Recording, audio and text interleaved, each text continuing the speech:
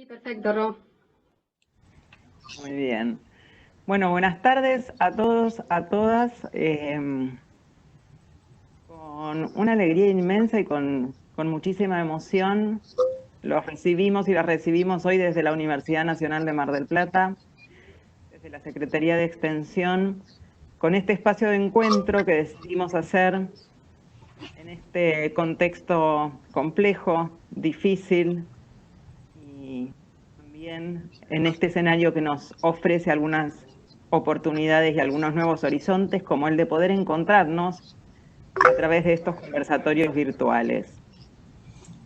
La verdad que es un privilegio tener a los disertantes, a los que hemos convocado para poder pensar algunos temas, pero además les quiero decir que estamos desde el equipo muy contentos y muy contentas porque, por supuesto, tenemos estudiantes, algunos los conozco, los veo por ahí, de Mar del Plata, de Argentina y de otros lugares y países vecinos también.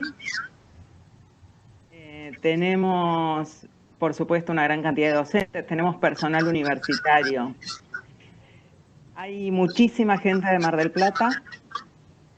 Hay una representación federal de las universidades nacionales y provinciales de la Argentina. Y por lo que fui viendo en el chat, tenemos gente de Perú, de Honduras, de Brasil, de Uruguay, de Costa Rica, de Panamá, de Paraguay. Bueno, realmente es un encuentro latinoamericano, incluyendo Caribe. Muchísima gente conocida, querida, con la que venimos trabajando, intercambiando y pensando. Así que bueno, con mucha emoción abro este espacio que de alguna manera superó nuestras expectativas. Y les voy a presentar a estos amigos, a esta amiga, con esta hermosura de tenerlos juntos pudiendo pensar. Nuestro espacio decidimos llamarlo Entre el pensar y el hacer en tiempos de pandemia. Desafíos para la extensión crítica. Y tenemos a estos invitados, autores de libros, artículos de consulta permanente, bibliografía, para quienes venimos recorriendo el camino de la extensión. Nos van a acompañar el doctor Humberto Tomasino, paso ahora a las presentaciones más formales, y este es el orden en el que van a exponer. Nos va a acompañar Humberto Tomasino, docente de la UDELAR, integrante del grupo Claxo, Extensión Crítica, Teoría y Prácticas en América Latina y el Caribe. Humberto además es un compañero de recorridos en Mar del Plata, así que, bueno, no es la primera vez que está tan cerquita. Después vamos a escuchar al doctor Oscar Jara Holiday. Los presento, así después pasamos directamente a escuchar a los disertantes. Educador popular y sociólogo, director del Centro de Estudios y Publicaciones Alforja en Costa Rica, presidente del CEAL. Y a una amiga, la magíster Ibaña Padilla. Ella es profesora titular de la Universidad Nacional Autónoma de Honduras, integrante del grupo Claxo Extensión Crítica, Teoría y Prácticas en América Latina y el Caribe. Y es directora de Vinculación Universidad-Sociedad. Cada uno tiene un currículum extenso y hermoso, pero creo que todos los conocemos muchísimo y que no necesitan más presentación que esta, y nuestro absoluto agradecimiento a la generosidad y al compromiso con que han aceptado rápidamente compartir este espacio con todos nosotros y nosotras. Damos inicio, que estamos aquí para eso. Bueno, buenas tardes a todos y todas. En primer lugar, agradecer muchísimo, ¿verdad?, la invitación a Roberta Colachi de la Secretaría de Extensión de la Universidad de Mar del Plata, también a Humberto, que, bueno, para mí es un gigante que me ha llevado siempre de la mano por estos caminos de la extensión, y por supuesto a Oscar Jara, que es uno de mis referentes y pues a quien vengo siguiendo desde hace algunos años estudiándote, Oscar. Entonces es un honor para mí poder compartir con ustedes y por supuesto con esta enorme audiencia de interesados el mejorar las prácticas de extensión universitaria que es tan necesario, ¿verdad?, en nuestro contexto regional. Pues nos toca en estos tiempos reinventarnos, nos toca reconstruirnos, y esto pues a través de diálogos, de reflexiones, pero también de reconocer aquellos aspectos estructurales que han venido disminuyendo, digamos, condiciones de bienestar en nuestras poblaciones. Y en este caso y en este momento me refiero a cómo han disminuido aún más las condiciones de derechos de las mujeres y en el caso particular de las mujeres en Honduras, ¿verdad? En este sentido, pues mi intención es compartirles un poco sobre la situación de cómo está viviéndose esta pandemia en Honduras desde la perspectiva femenina y cómo esto está afectando de diferentes formas, pero de manera muy brutal a todos los grupos poblacionales femeninos en sus diferentes aspectos y cómo esto está generando entonces ciertas condiciones, pero también alternativas y propuestas de cómo abordar estas situaciones, ¿no? Entonces, si me ayudas con la siguiente diapositiva, allí se explica en qué consiste esta ponencia, ¿verdad? Vamos a hablar un poco sobre algunos datos que están sirviendo para mostrar evidencia de cómo está viviendo la situación, cómo estamos viviendo la situación de esta pandemia las mujeres, algunas en teletrabajo, otras han perdido sus empleos, otras en situaciones de violencia, otras en las calles buscando alternativas sin poder asumir el llamado distanciamiento, otras mujeres migrantes, cómo lo viven las cuidadoras, las mujeres indígenas, afrodescendientes, trabajadoras de salud, las niñas. Una segunda parte de la ponencia presenta algunas alternativas que han surgido en respuesta a esta situación actual, por supuesto desde las organizaciones de defensa de los derechos de las mujeres. Y la tercera es la discusión en donde ustedes pasan a ser los protagonistas y los que enriquecen todos estos procesos de reflexión que nos tienen en esta tarde con ustedes, ¿no? En la siguiente diapositiva vamos a ver algunas cifras sobre la violencia más extrema, el femicidio. El feminicidio que se está dando en Honduras, y estas cifras quiero recalcar que son del 2019, es decir, es importante ver lo que pasaba antes de la pandemia.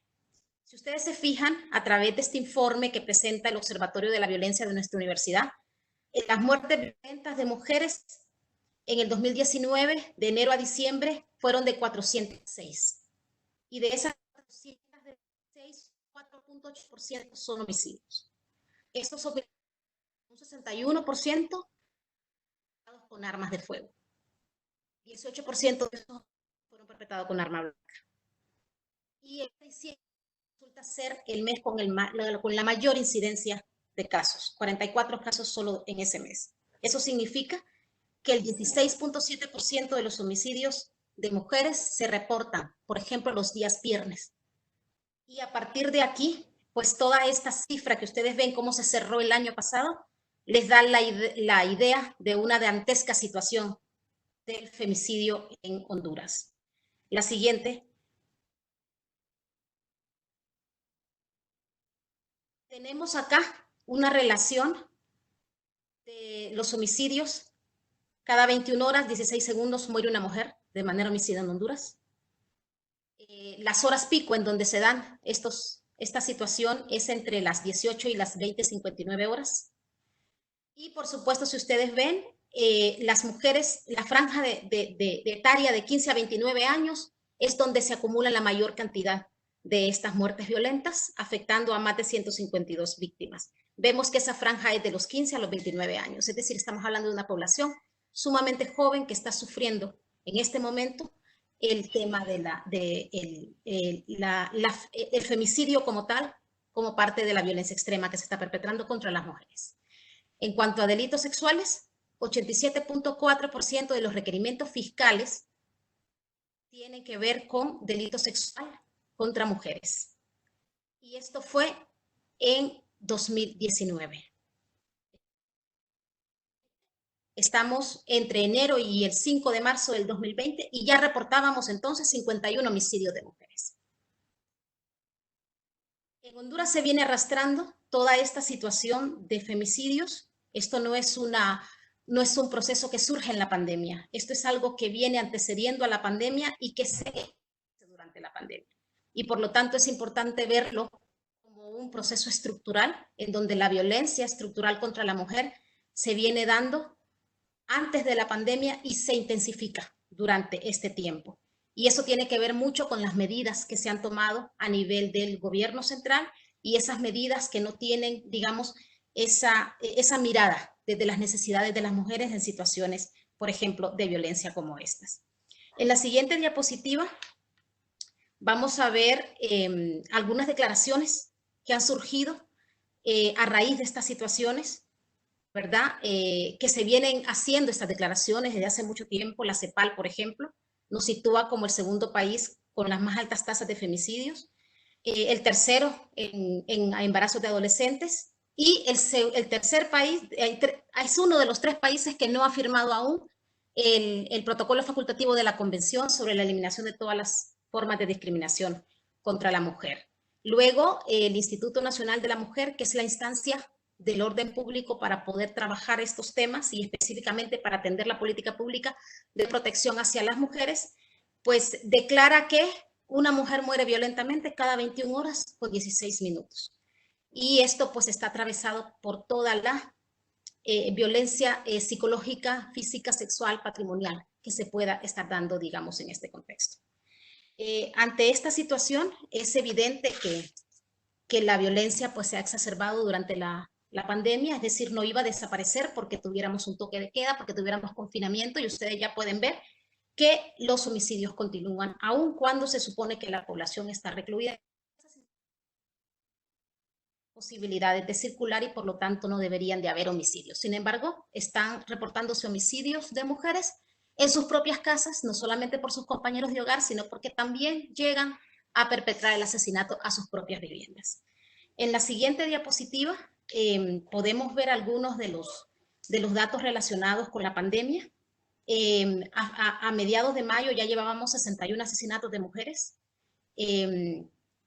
La directora del Observatorio de la Violencia de nuestra universidad, pues, informaba que a diario se está perdiendo la vida de una mujer en este proceso. Mientras tanto, el Centro de Derechos de la Mujer, que es otra organización de sociedad civil que hace una veeduría sobre las cifras de muertes, presentaba 3 intentos de femicidio, 20 femicidios consumados y 10 casos de violencia sexual en sus bases de datos. Y por supuesto el Ministerio Público, que es la otra fuente de información, reportaba que habían más de 300 casos de violencia doméstica que habían sido denunciados ante esa instancia, ¿no?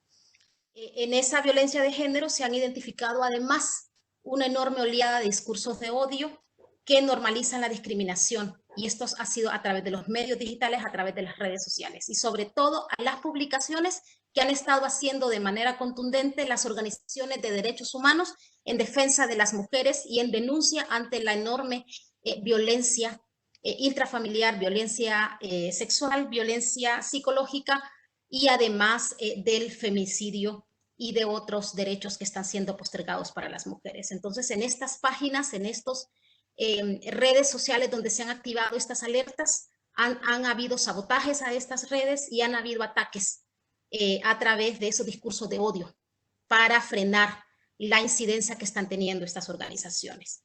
Entonces, vemos que hay como una configuración en contra de la realización del derecho de las mujeres a la vida, a una vida plena, a una vida de respeto hacia sus derechos como mujeres, hacia su reconocimiento como miembros de una sociedad que requiere de una mejor calidad de vida.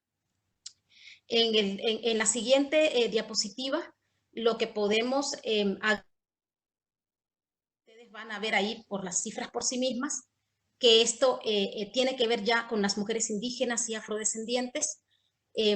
Hay un programa que se está realizando con una organización denominada Ayuda en Acción y se está trabajando con regiones postergadas, en donde específicamente hay poblaciones indígenas, representativas de los pueblos indígenas de nuestro país, y se han reportado al menos en estas poblaciones 153 casos de violencia doméstica. Estamos hablando de 37 municipios de nuestro país.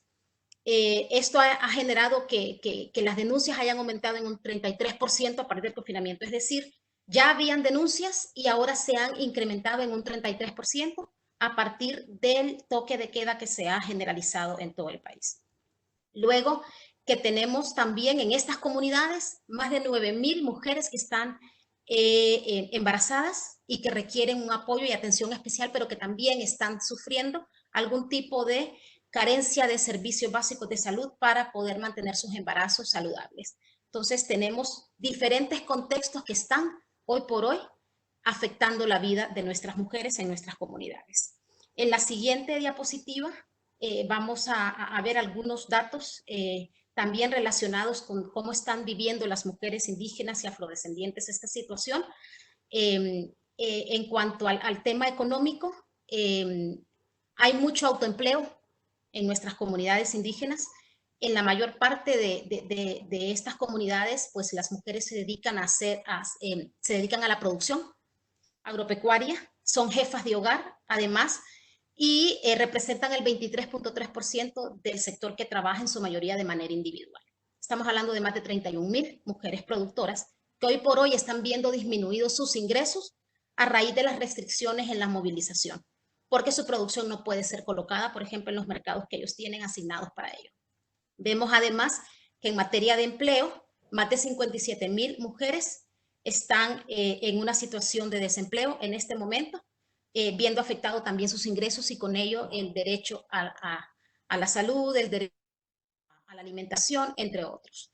Ustedes pueden ver una fotografía, esa fotografía circuló en algunos diarios digitales, en donde las mujeres del campo pues exigen un derecho a la tierra, ¿no? Es una fotografía en protesta por la falta de acceso a la tierra, y esto pues tiene que ver con la falta de derechos para poder generar no solamente ingresos, sino para poder realizar todas las mayores expresiones de la vida y del bienestar que nuestras poblaciones campesinas y nuestras poblaciones rurales requieren. Entonces, así es como se está viviendo, ¿verdad?, esta situación en el marco de las comunidades indígenas. Además de esta información, también hay en la siguiente diapositiva información sobre otro grupo poblacional que la siguiente, que de alguna manera también dentro de toda la situación de país que se está viviendo, cómo afecta entonces a la mujer en particular, la mujer urbana en particular, aunque también la mujer rural tiene en los casos urbanos de los municipios también tienen esta problemática, y es cómo las medidas socioeconómicas, las medidas económicas que se han implementado han afectado a las mujeres. Antes de la pandemia, por ejemplo, ya teníamos que habían al menos 65% de nuestras madres hondureñas se encontraban entre los 15 y los 49 años. De estas, pues, estamos hablando de 33.000 mujeres, tienen edades entre los 10 y los 18, es decir, son madres muy jóvenes y por lo tanto con muchísimas dificultades para poder salir adelante con esta situación, porque son embarazos prematuros, ¿no? Además de ello, 33% de estas mujeres son identificadas como jefes de hogar, es decir, que son las únicas que pueden aportar a la economía de su propia familia, y están distribuidas tanto en el área rural como en el área urbana, en un 23 y un 34%. Entonces estamos hablando de la situación de las madres jóvenes del país.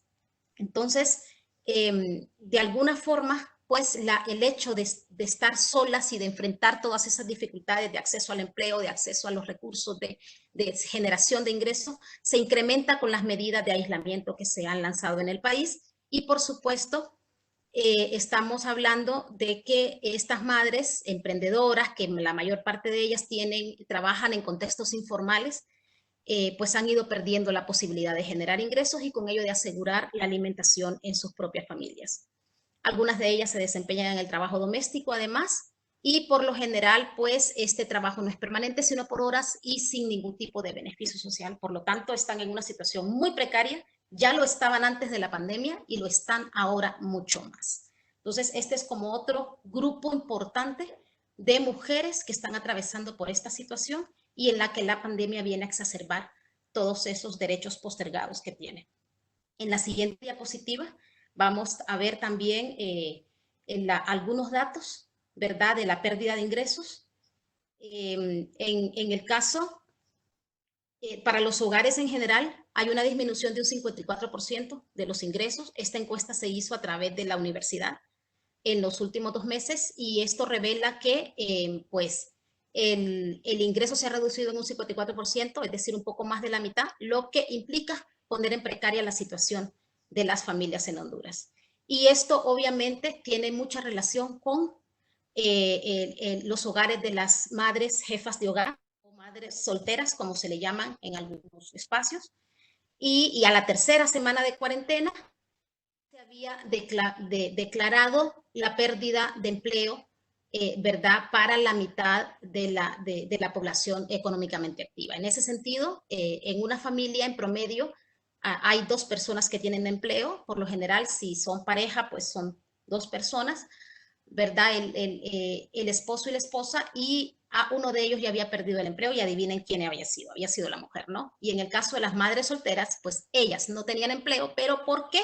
Más del 69% de las mujeres madres solteras, jefas de hogar, están trabajando en la informalidad, es decir, están trabajando en la venta, el pequeño comercio, y por supuesto en el aislamiento no han podido continuar con estas actividades. Luego, en la siguiente diapositiva, vamos a ver también algunos datos relacionados con las mujeres cuidadoras. Prácticamente el 100% de los cuidados en la casa los hace la mujer.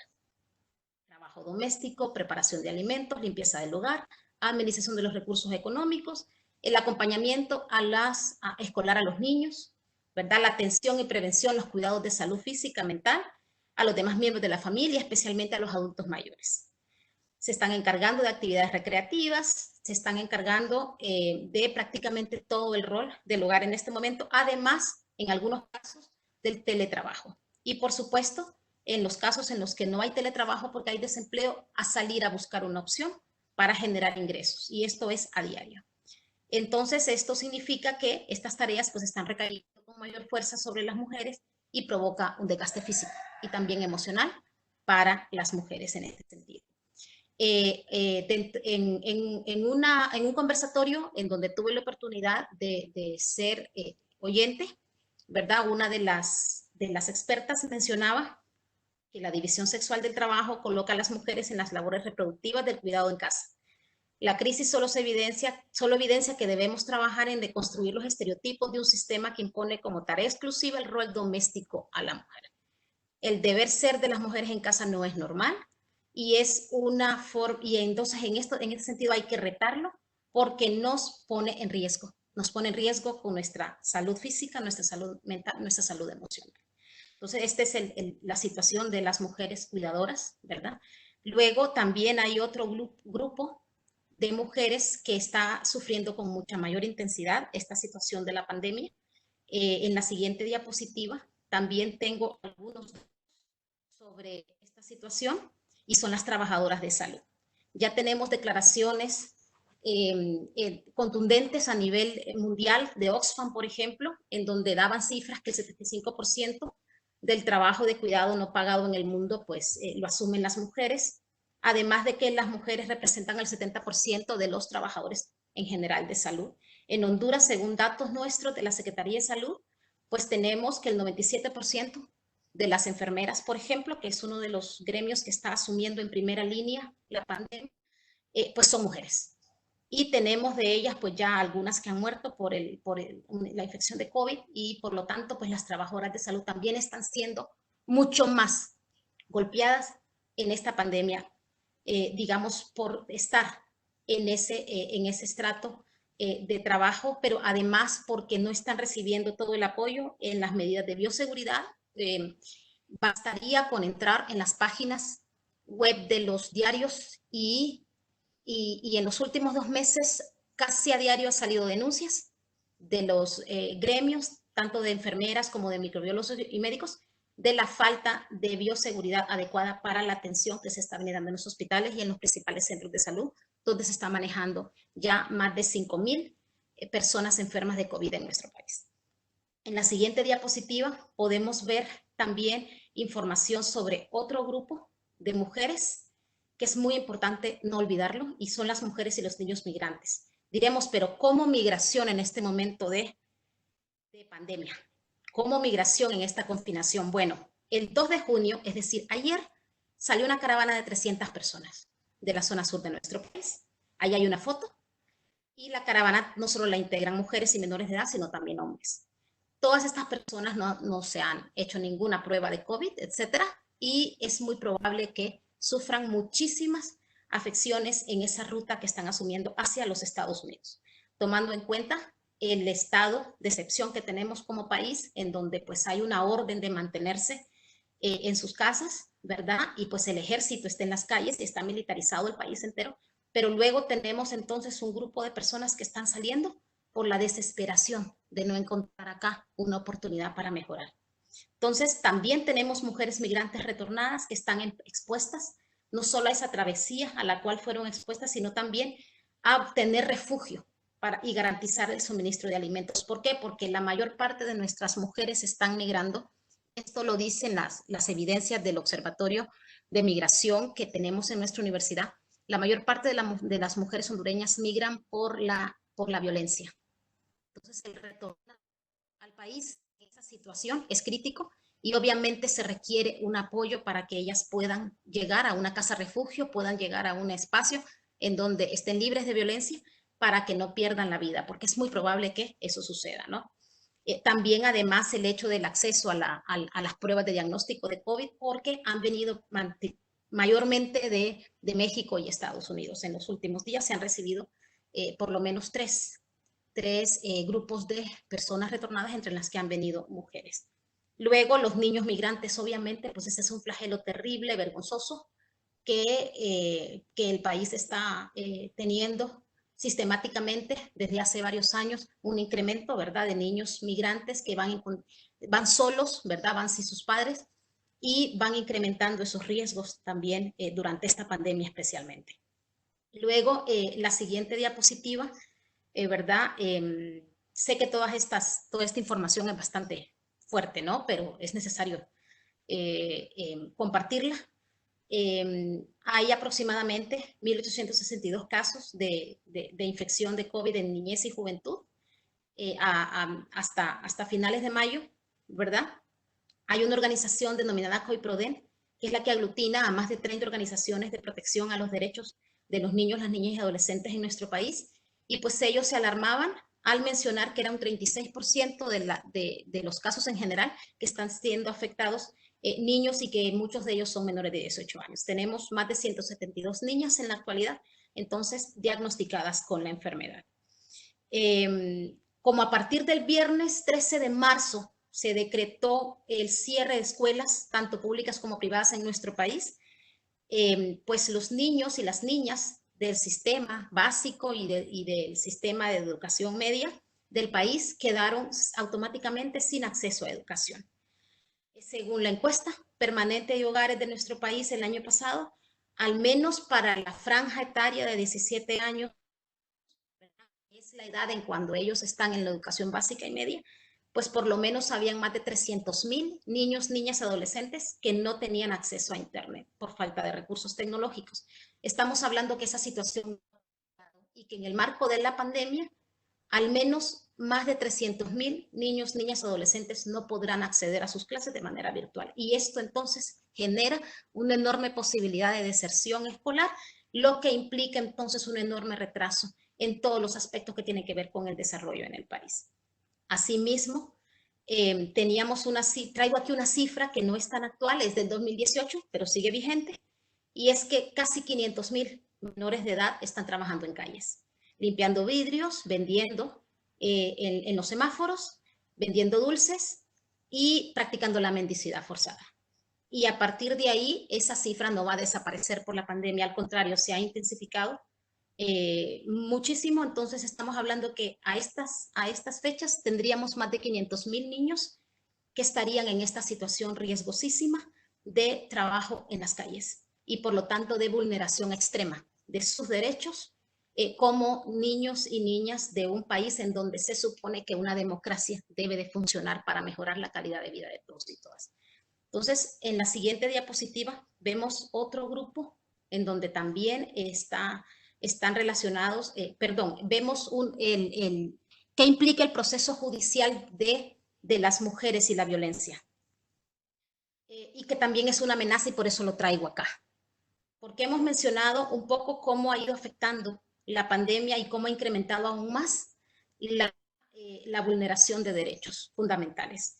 Pero entonces esta situación todavía viene a afectar. Si no, no es una forma sutil de afectar los derechos de la mujer, sino es una forma a mi juicio, y esto lo digo con mucha propiedad, de violencia política. En tanto es una ley que viene a imponer penas menores para los delitos del feminicidio, del estupro, de la violencia contra la mujer, entre otra serie de situaciones. Es un código penal en donde específicamente artículos como el 208, 209 y 210 están reduciendo las penas para los agresores y victimarios de las mujeres.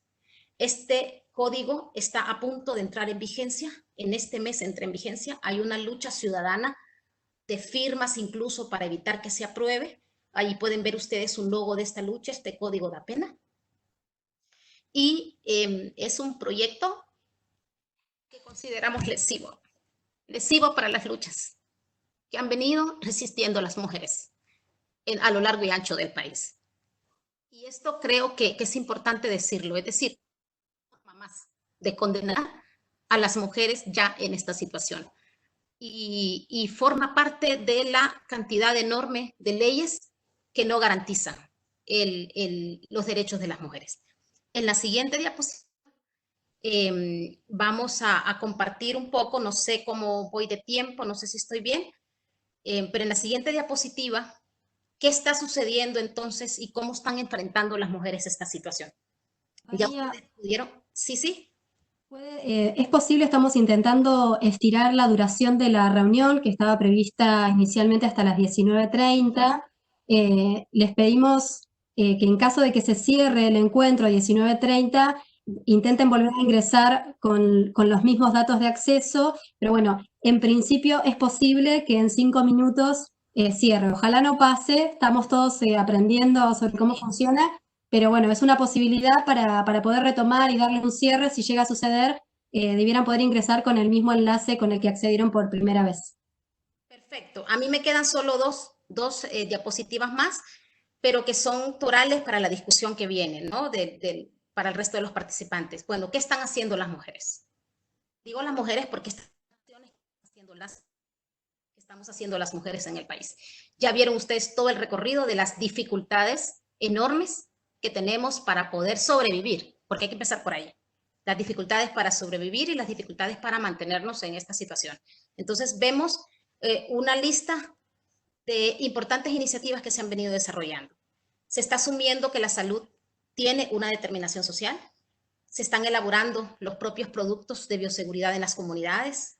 Y esto a partir del conocimiento y la sabiduría en las comunidades. Se están impulsando para la soberanía alimentaria la recolección de semillas criollas y nativas. Se está buscando garantizar con esto la alimentación para las familias. Las redes de mujeres han adoptado las estrategias de las ollas comunitarias y la vocería comunitaria, como lo mencionaba Oscar. Han implementado también sus propias estrategias de veeduría social en los centros de salud particularmente. Se han mantenido alianzas territoriales con organizaciones comunitarias de base. Se están coordinando equipos de autoayuda en los territorios, especialmente para la atención a la salud mental y la contención de la violencia. Y, por supuesto, se están implementando estrategias para reducir el estigma de las personas contagiadas. Estos datos los tengo a partir de la webinar que se hizo con organizaciones de mujeres, el CEMACHE, y que se denominó Estrategias Comunitarias frente al COVID en el mes de marzo de este año. Y luego, ¿cuáles son nuestros desafíos? Entonces, para la extensión universitaria, al ver como uno de los enormes problemas que el resto de los países también en Latinoamérica los tiene, ¿no? Y a nivel mundial también los tiene. Entonces, ¿cómo se enfrenta en la extensión universitaria ante una problemática tan compleja, estructural y tan cruel como esta? Entonces, la siguiente. Tenemos algunos puntos que creo que allí es donde se le puede dar anclaje. En la siguiente diapositiva vamos a ver algunos puntos en donde creo que se logra dar anclaje a lo que mencionaba tanto Humberto como Oscar, ¿no? Hay una necesidad imperante para apropiarse de las realidades, desde las experiencias y la participación urgente de las redes de mujeres en los programas de extensión, para implementar estrategias que conlleven cambios reales a la situación de las mujeres. Hay una necesidad de formación en las perspectivas teóricas, metodológicas y prácticas feministas para todos y todas los universitarios. Esta es una deuda que debemos saldar ahora. Hay una necesidad también de impulsar investigación y generación de nuevos conocimientos en el campo del feminismo a partir de vínculos y experiencias con estas redes de defensoras de los derechos humanos de las mujeres, de los colectivos de mujeres, de los colectivos indígenas y afrodescendientes, de las mujeres productoras, entre otros. Hay una necesidad también de fomentar la creación de redes de gestión del conocimiento en feminismo con las universidades a nivel regional, para la puesta en común de saberes, experiencias, metodologías y perspectivas que desde cada región se están gestando. Sin duda es un reto formidable, pero no imposible. El problema es que lo posterguemos. No podemos postergarlo ni un día más. Y yo creo que esta audiencia de personas que representan a diferentes universidades y diferentes países estarán de acuerdo conmigo, que es algo que debemos de emprender y hacer ahora. Esta es una pequeña muestra de lo que está viviendo la mujer en el mundo de la violencia. Para nosotros la violencia es la pandemia. Muchas gracias.